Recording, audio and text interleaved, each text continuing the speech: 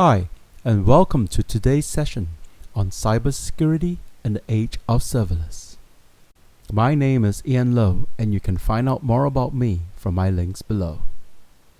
So let me begin by describing what is serverless. You've probably heard this term used very frequently these days, and it seems to be the rage in application development.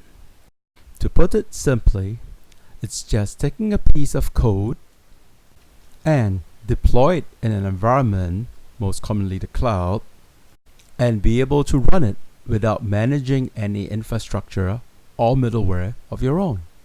Let me begin with a simple example of a serverless application. Imagine you want to develop an application which lets you upload photos from your phone, format it in a nice way, and display it on a website. Well, here is how you would do it. Firstly, you can develop a simple app on your phone which takes your photos and upload it to an S3 bucket on AWS. You can then make use of an S3 event which looks for the file that invokes a Lambda function which would simply reformat the picture in the dimensions you want and even do a simple rename. And this reformatted image would then be saved into another S3 bucket which would also serve as your static website, and your users could actually look at the photos from a browser, tablet, or phone. Notice that to do that, all you had to do was create the Lambda function without creating any infrastructure environment, no VM, and no middleware for you to manage. So, why do people adopt serverless technologies? Well, there are various factors which has influenced this decision. Firstly, there is the cost aspect. People don't have to worry about the cost of infrastructure or middleware tools to run their applications. Next is scalability. Serverless functions can be spun up very quickly without the need to grow your infrastructure. Thirdly, it's agility. Many serverless functions can be strung together to create new applications very quickly. Cloud native performance and metering helps us determine how much we're using and how fast we can run our applications. And lastly, there's operation efficiency. It lets you minimize the need to manage an environment and just manage your application code. And in a nutshell, serverless technology allows you to focus on your application and not the infrastructure or environment that is required.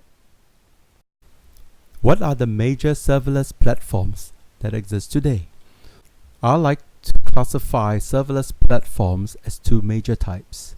Firstly, there's function as a service. Here, the most well-known of which are Amazon Lambda, Google Cloud Functions, and Azure Functions.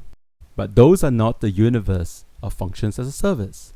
There's also IBM Cloud Functions, Oracle Project FN, Apache OpenWhisk, and even Alibaba's Compute Cloud Functions.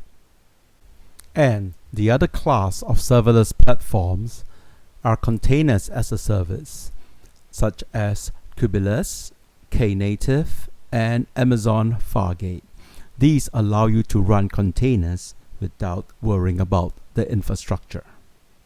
Now, with this new world, there are new threats. So, what are the threats in the serverless world? Firstly, it's visibility. Without metering and agents that we can put on OSs, it's very hard to gain visibility into the environment. Next, the limited time span. For example, Lambda functions can only exist for 5 minutes. Makes it very hard to do any kind of investigation. And lastly, it's monitoring and logging. Without host environment to instrument the logging, we have to now look to different ways to get visibility into what the application is actually doing. Earlier this year, the Cloud Security Alliance has published the 12 most critical risks for serverless applications. But none of these are really very uniquely serverless. Similarly, in 2017, there was an attempt to map the OWASP top 10 to serverless, and they are predominantly almost the same as what you would see in the CSA study. So, when you embark on a serverless journey, what are the things you should be doing? Well, shifting left is a good start. Focus on the code and the security of the coding. Next, pay attention to the access rights, who can invoke the code. And thirdly, make sure that you communicate to the developers what are the logging information you would need to help you in your cybersecurity work. In terms of risk mitigation, what are the things you need to consider when going serverless? Do note that there is no standard for serverless technology today. There is a risk of vendor lock-in in deciding your serverless platform. You should also consider the use of an API gateway as a form of controls to your serverless functions.